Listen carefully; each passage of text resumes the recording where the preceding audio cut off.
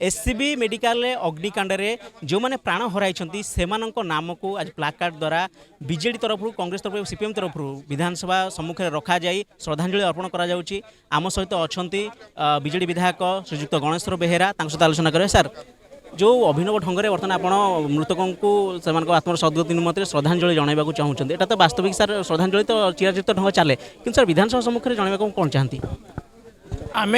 जनवाक चाहूनु आम श्रद्धांजलि अर्पण कलु एवं आत्मार सद्गति आम निरव प्रार्थना कलु। उभय विजु जनता दल भारतीय जातीय कांग्रेस एवं मार्क्सवादी कम्युनिस्ट मिलित विरोधी दल तरफ आज दिवंगत आत्मार सद्गति कामना करी निरव प्रार्थना करागला एवं तांको श्रद्धांजलि अर्पण करागला। यार एकमात्र उद्देश्य है सरकार चैतन्य उदय करवा।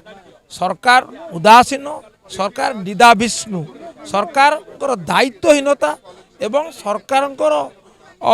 जो निष्ठुरता ये आज चर्चार विषय जहाँ घोर आपत्तिजनक एवं घोर निंदनीय। सरकार दायित्व ग्रहण करते मंत्री इस्तीफा दे था आम नजीर अच्छी आम दुर्भाग्य को जितेबले घटना घटी सम हस्पिटाल से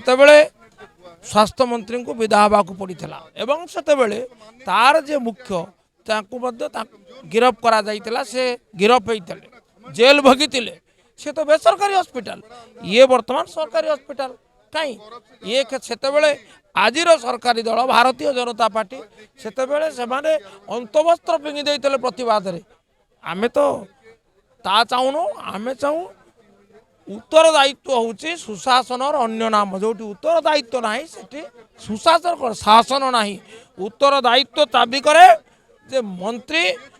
तांकर नैतिकता दृष्टि इस्तीफा दिंतु एवं जी अच्छे से आमर सुपरिटेडेंट तांको गिरफ करा जाओ कर्तव्यर अवहेला सरकार किसी करेंगे ना क्या सरकार कार्यानुष्ठान से कथा किसी मूल्य अच्छी से कथा किसी मूल्य अच्छी एडे बड़ अपराध ये सामान्य दंड ये कथा को गेल करने कथा पड़ी अपराधी को अपराधी प्रति निष्ठुर मनोभाव आम दाबी करूँ अपराधी को दंड दाबी करूँ उत्तरदायित्व आम दाबी करूँ मंत्री को इस्तीफा दाबी करूँ एवं सुपरिटेडेंट गिरफ करवा आम दाबी करूँ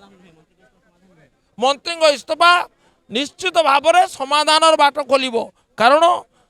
भविष्य गोटे वार्ता दब जे जो माने कर्तव्य अवहेला करेंगे से दंड भोगवाक पड़ो आदि मंत्री इस्तीफा न दियंती सरकार कार्यानुष्ठान ग्रहण न करती बेपरुआ भाव में यही दुर्भाग्यजनक घटनार पुनरावृत्ति हम।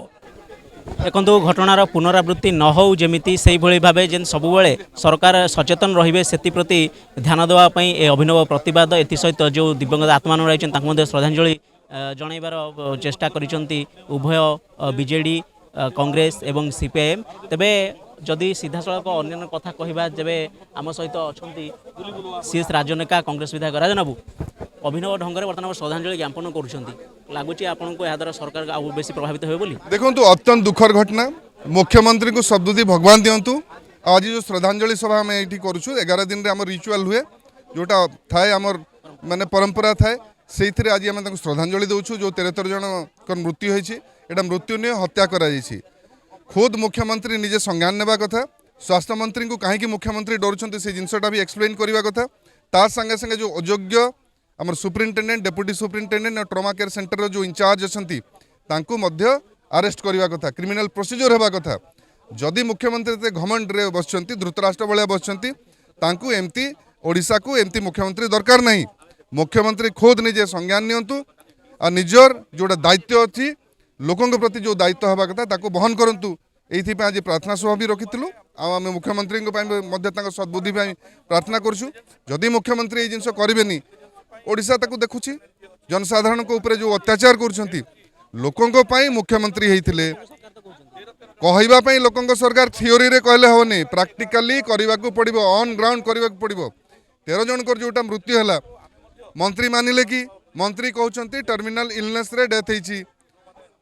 माने निया पाई कहीं डेथ होनी अत्यंत लज्जार कथा एते मूर्ख हवा कथा नहीं। मुख्यमंत्री मूर्ख हवा कथा नुहे अंध हवा कथा नुहे। देखुले सीधासलख मुख्यमंत्री एवं सरकार आखि खोलिबा बा चेतैबा उद्देश्य जो श्रद्धांजलि सभा वर्तमान आज 11 दिवस तेणु आग को केमिति सरकार को सचेतन रखा जो कथा कहते जे लोक सरकार कहले हेनी ताको कार्य कर देखा पड़ो तेणु सरकार आभिमुख्य आग को कौन रमिति सचेतन रे ता देखिबार कथा। भुवनेश्वर कैमरामैन प्रताप प्रभात राउत मोबाइल न्यूज 24/7।